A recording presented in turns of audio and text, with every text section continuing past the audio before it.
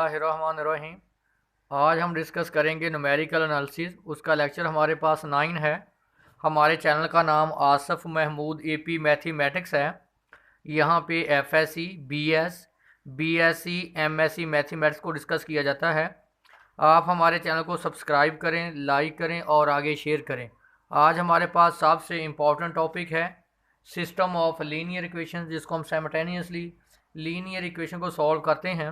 हमारे पास जो इसका सबसे इम्पॉर्टेंट मेथड है वो है गॉस एलिमिनेशन मेथड। तो देखें, आपने इसको पहले ऑलरेडी आप बीएससी में भी पढ़ चुके हैं, या इसको दूसरी फॉर्म इसको हम बोलते हैं एचलॉन फॉर्म।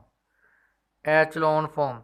तो देखें, ये क्या आपके पास फॉर्म होती है कि आपके पास जो मैट्रिक्स है वो क्या हो, अपर ट्राइंगुलर मैट्रिक्स हो, यानी डायगोनल एलिमेंट के जो नीचे वाले एलिमेंट हैं, बिलो जो एलिमेंट्स हैं वो हमारे पास क्या हों, ज़ीरो हों।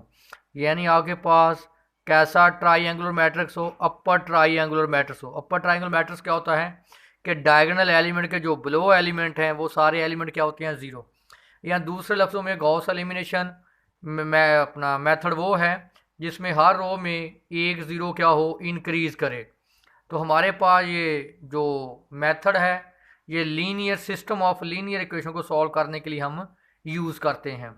तो हमारे पास क्वेश्चन है, solve the system of equation x1 plus x2 plus x3 plus x4 is equal to 2, x1 plus x2 plus 3x3 minus 2x4 is equal to -6, 2x1 plus 3x2 minus x3 plus 2x4 is equal to 7, x1 plus 2x2 plus x3 minus x4 is equal to -4 by using Gauss elimination method. तो देखें, हम इसको लिखेंगे system of matrix में। कैसे लिखते हैं इसको, जिसको हम बोलते हैं ऑगमेंटेड मैट्रिक्स। तो कैसे लिखते हैं इसको, ए बी से डिनोट करते हैं। पहले लिखेंगे x1 के कंपोनेंट पहली रो में 1 1 2 1, फिर x2 के कंपोनेंट कोएफिशिएंट लिखेंगे 1 1 3 2, फिर x3 के कोएफिशिएंट लिखेंगे 1 3 -1 1, x4 के कोएफिशिएंट 1 -2 2 -1, और बाद में आप लिखेंगे कांस्टेंट वैल्यू को 2 -6 7 -2। हमारा काम क्या है, इस मेथड को पहले आप फॉलो कर लें।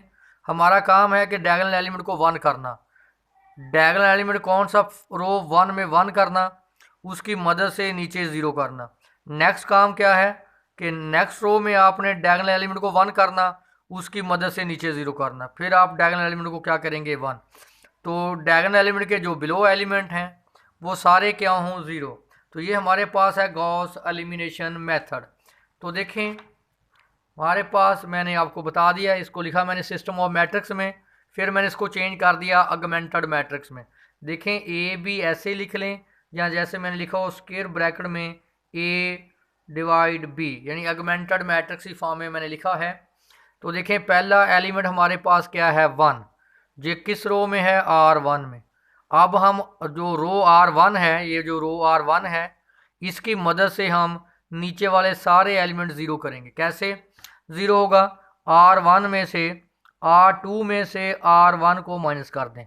अब देखें ये एलिमेंट कैसे 0 होगा, बेटा देखें ये +2 है तो आप ऑपोजिट साइन से मल्टीप्लाई करेंगे। इसका मतलब मैं -2 से R1 को मल्टीप्लाई करूंगा और R3 में ऐड कर देंगे। ये कैसे 0 होगा, क्या करेंगे, R3 में से R1 को माइनस कर। ये मैंने सारे प्रोसीजर लिखे हुए हैं, सॉरी ये R4 बनती रो। तो अब करें माइनस, इसको माइनस करें, 0 0 2 -3 और -3 8। इसी तरह इसको -2 से मल्टीप्लाई करें, -2 0 हो गया, -2 + 3 1, और इसको -2 से -2 -1 -3, इसको -2 + 2 0, इसको करें -2 से मल्टीप्लाई -4 + 7 3, इसको इसमें से माइनस करें, 1 - 1 0, 2 - 1 1, और 1 - 1 0, -1 -1 -2 2 -2 और -2 कितना हो गया, -4। नेक्स्ट हमारा काम क्या है कि इस डायगोनल में ये एलिमेंट क्या हो 1, तो क्या करेंगे इंटरचेंजिंग रो 2 एंड 3, ताकि ये ऊपर चला जाए और नीचे 0 आ जाए। तो मैंने क्या किया, इंटरचेंज रो 2 एंड 3, ये 1 आ गया। अब इस रो की मदद से ये पहले 0 है, उसके बाद हम इसको क्या करेंगे 0, तो क्या करेंगे ये रो कौन सी बनती है R2, तो अब R2 की मदद से आप नीचे 0 करेंगे, तो इसका मतलब ये रो कौन सी है R3, ये रो क्या आपके पास R4।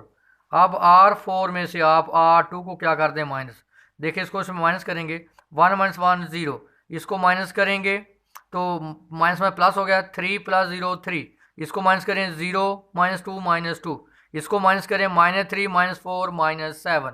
नेक्स्ट हमारा काम क्या है कि यहाँ एलिमेंट क्या हो 1, आप क्या करें इसमें से इसको क्या कर दें माइनस, जब इसमें से इसको माइनस करेंगे तो 3 -2 क्या आ जाएगा 1। हमारा काम है कि डायगोनल एलिमेंट को 1 करें।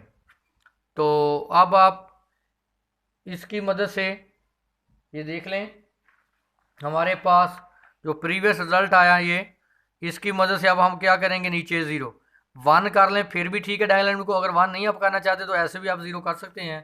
तो क्या इसको मैंने क्या कर दिया, इसको मैंने जो आपके पास 0 मैंने इसको 0 करना है, 3 को हमने 0 करना, कब 0 होगा जब आप इसको मल्टीप्लाई करेंगे 2 को मल्टीप्लाई करेंगे -3/2 से, देखें 2 से 2 कैंसिल, -3 + 3 0। तो ये ऑपरेशन आपके साथ अप्लाई करें, मैंने लिखा हुआ ये। तो जो आपके पास गॉस एलिमिनेशन मेथड होता है वो हमेशा रिवर्स प्रोसेस होता है बेटा। देखें ये x1 का कोफिशिएंट है, ये x2 का कोफिशिएंट, ये x3 का कोफिशिएंट, ये x4 का कोफिशिएंट, तो बराबर किसके है कांस्टेंट वैल्यू। इसका मतलब 5/2 x4 इज इक्वल टू 5, 5 से 5 cancel, 1/2 x4 is equal to 1, इसको तो मल्टीप्लाई करें, x4 की वैल्यू हमारे पास क्या आ गई 2। नेक्स्ट हमारे पास ये x3 का कोफिशिएंट और ये x4 का, इसका मतलब 2x3 - 3x4 is equal to -8। तो देखें 2x3 - 3x4 की वैल्यू आपने निकाली हुई है 2 is equal to -8, 2x3 - 6 is equal to -8, 2x3 इसको तो पॉजिटिव कर दें -8 + 6, तो 2x3 इज इक्वल टू -2, 2 से 2 cancel, x3 is equal to -1। अब नेक्स्ट हम फाइंड करेंगे वैल्यू, ये देखें x2 का कोफिशिएंट x3 का, तो क्या आ गया x2 - x3 is equal to 3, तो x2 की वैल्यू हमने फाइंड करनी है -3, x3 की वैल्यू मैंने निकाल ली है -1 is equal to 3, x2 is negative positive plus is equal to 3, x2 is equal 3 - 3 क्या आ गया 0, x2 की वैल्यू हमारे पास क्या आ गई 0। नेक्स्ट हमारे पास x1 + x2 + x3 + x4 is equal to 2, x1 की वैल्यू मैंने फाइंड करनी है, x2 की वैल्यू 0, x3 की वैल्यू -1, x4 की value 2 is equal to 2, x1 -1 + 2 + 1 is equal to 2, x1 + 1 is equal to 2, x1 is equal to 2 -1, तो x1 की value हमारे पास क्या आ गई 1। अब आप देखें जो आपने वैल्यू फाइंड की है x1, x2 और x3 की, ये अगर आप सिस्टम ऑफ लीनियर इक्वेशन में आप पुट करेंगे तो आपके जो इक्वेशन है वो इस सोल्यूशन को क्या करेगी सेटिस्फाइड करना चाहिए।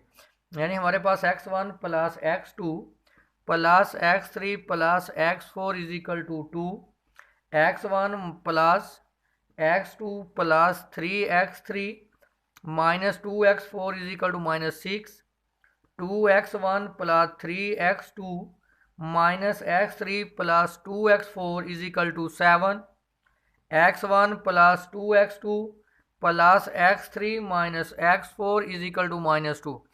ये हमारे पास है सिस्टम ऑफ लीनियर इक्वेशन। देखें यहाँ से हमने x1 की वैल्यू फाइंड की 1, x2 की वैल्यू फाइंड की 0, x3 की वैल्यू फाइंड की -1, x4 की वैल्यू फाइंड की हमने 2। अगर ये वैल्यू आप इन इक्वेशन में पुट करें तो यहाँ से इसको क्या करना चाहिए सेटिस्फाइड, आप चेक कर सकते हैं। x1 की वैल्यू यहाँ 1 पुट करें, x2 की वैल्यू 0, x3 की वैल्यू -1, x2 की वैल्यू 2, बराबर किसके है 2 के। देखिए negative positive cancel, 2 is equal to 2। Second equation में पुट करेंगे तो किसके बराबर है -6 के। x1 की वैल्यू 1, x2 की वैल्यू 0, x3 की वैल्यू -1, -2, x4 की value 2 is equal to -6। 1 -3 -4 is equal to -6, -7 + 1 -6 is equal to -6। इसी तरह x1 x2 की वैल्यू यहाँ पुट करेंगे तो आंसर क्या आना चाहिए 7। x1 की वैल्यू पुट करें यहाँ 1, 2 × 1 3, x2 की वैल्यू 0 और x3 की वैल्यू -1 और x4 की value 2 × 2 is equal to 7। 2 0 + 1 + 4 is equal to 7, 4 + 1 5, 5 + 2 7, 7 is equal to 7। यही वैल्यू आप लास्ट इक्वेशन पुट करें, x1 की वैल्यू 1, x2 की वैल्यू 0, x3 की वैल्यू -1, x2 की 4 की value 2 is equal to -2। Negative positive cancel, -2 is equal to -2। देखें जो भी आप सिस्टम ऑफ लीनियर को इक्वेशन करें सॉल्व करेंगे, यहाँ पे हमने सॉल्व किया था गॉस एलिमिनेशन मेथड से। जो गॉस एलिमिनेशन मेथड होता है जो दरअसल ये एचलॉन फॉर्म है, तो इसका मतलब है कि जब आप इसमें अननोन की वैल्यू फाइंड करेंगे तो हमेशा आप यूज़ करेंगे बैकवर्ड प्रोसेस। तो वहाँ से आपके पास x4, x3, x2 और x1 की वैल्यू फाइंड आउट कर लेंगे। अगर आपने आंसर को वेरीफाई करना है, जो आपने सोल्यूशन फाइंड आउट किया है वो सोल्यूशन आप इन linear system of linear equation में पुट करेंगे, वो इनके बराबर आना चाहिए। अगर बराबर नहीं आएगा तो उसका मतलब वो उसका सोल्यूशन है नहीं है, उसको वो एग्जिस्ट नहीं करेगा। ये वेरी वेरी इंपॉर्टेंट लेक्चर है, इसको आप अच्छे तरीके से इसको आपने तैयार करना है।